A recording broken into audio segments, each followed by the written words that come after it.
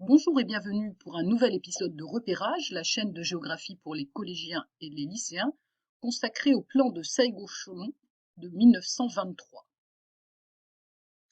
Le voici dans une version très peu lisible, mais nous allons pouvoir zoomer dessus. C'est un plan qu'on peut trouver en ligne sur le site Gallica de la BNF, la Bibliothèque nationale de France, qui est une mine de documents historiques, notamment de cartes. Il s'agit d'une carte topographique au 1/1000e, qui est donc très précise, puisqu'un centimètre représente 100 mètres, qui date de 1923, donc après la Première Guerre mondiale. Et on verra que les toponymes sur cette carte font référence, par exemple, à la bataille de Verdun, au maréchal Joffre ou à Lord Kitchener.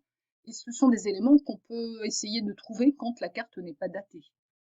Dans une précédente vidéo, nous avions décrit ce plan de Saigon en 1878 et le nord était dans cette direction-là. Et là, nous allons nous retrouver avec un plan où le nord est en haut de la carte, ce qui est beaucoup plus près. Avant de décrire cette carte, reprécisons un peu le contexte. Nous parlons donc de cette ville de Saigon, qui s'appelle aujourd'hui officiellement Ho Chi Minh Ville, qui se situe dans le sud du Vietnam. Et nous en parlons à une époque où Saigon est une ville coloniale française, puisque la France a pris possession de la Cochinchine et de la ville de Saigon en 1859, en a fait en 1887 la capitale de l'Union indochinoise et ne va donner l'indépendance à l'Indochine française qu'en 1954.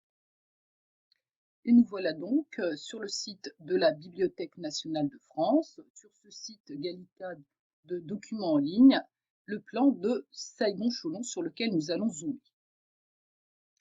Voici donc la totalité de la carte, avec ici, au bord de la rivière de Saigon, la ville coloniale de Saigon et son plan en damier, et ici le faubourg de Cholon. C'est en zoomant en bas de la carte que je vais voir à la fois l'échelle, 1/1000e, et surtout la date, 1923. En zoomant sur la légende, je vois un certain nombre d'établissements repérés par des numéros. J'ai zoomé sur le centre de Saigon, avec la rivière de Saigon, qui n'est traversée par aucun pont à l'époque. Il y a juste deux bacs, un ici et un autre ici, et on voit que sur la rive est, il n'y a que des villages dont les petites maisons sont disposées le long des berges et les rizières vers l'intérieur. Tandis que la ville est installée de l'autre côté avec son plan en damier et les éléments centraux. Ici, c'est le palais du gouverneur et on a la cathédrale ici, hein, qui sont peut-être les deux éléments les plus caractéristiques. Par contre, ce qui a changé par rapport au plan de 1878, c'est qu'il y a désormais la gare, hein, avec cette place qui est très importante. Voilà le quartier de la gare, où se trouve le marché central.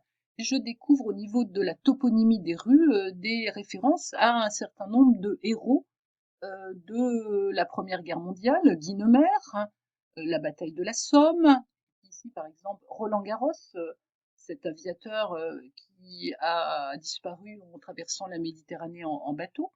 Un peu plus loin, je découvre le cimetière européen et le cimetière indigène, ce qui symboliquement est intéressant. On ne vit pas dans les mêmes quartiers européens et indigènes, on ne meurt pas et on n'est pas enterré dans les mêmes cimetières. Ce qui est intéressant, c'est de voir aussi les équipements dont s'est dotée cette ville coloniale en termes d'enseignement. On a une école normale comme dans tous les départements français, école de jeunes filles, école de garçons. On a une école professionnelle, école des mécaniciens. On a des établissements hospitaliers, dont l'Institut Pasteur, ça c'est très important. On a des lieux pour se détendre, le théâtre municipal qui existe toujours, un casino, mais aussi un théâtre anamite, des installations sportives, des monuments, et puis évidemment les services administratifs classiques, douane, PTT, palais de justice, etc. Mais ce qui est nouveau en 1923, c'est l'urbanisation du faubourg de Cholon, qu'on voit ici. Si je zoome sur Cholon, qui est en fait la ville chinoise et annamite, je vois un parcellaire qui n'est pas du tout organisé comme la ville en damier, mais à côté, je vois ce parcellaire en damier, et quand je vais sur la légende, en fait, je vois qu'à Cholon, il y a désormais un certain nombre d'équipements du même type, bureau de poste, mairie, perception, douane, un certain nombre d'écoles, mais aussi, et c'est des établissements pour se distraire, hein, un théâtre chinois, un théâtre annamite, Et enfin, et ça c'est surtout intéressant, des usines. Donc en fait, c'est devenu le quartier industriel, usine des eaux et d'électricité, distillerie Mazet, distillerie Fontaine, brasserie, atelier des magasins municipaux et un certain nombre d'usines de poterie.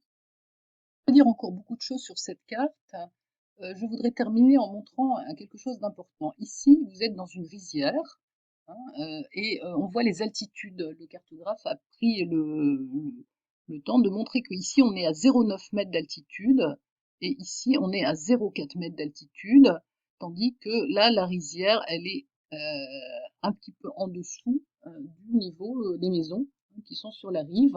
Et ça, c'est très important pour comprendre qu'aujourd'hui, l'agglomération de Saigon se trouve dans cet espace en partie construit sur un site presque inondable et cela pose un certain nombre de problèmes environnementaux.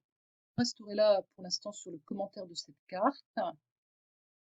Vous trouverez des éléments plus détaillés sur mon site Amnesty Général. Et je vous dis à bientôt pour une nouvelle vidéo sur Repérage, la chaîne de géographie pour les collégiens et les lycéens.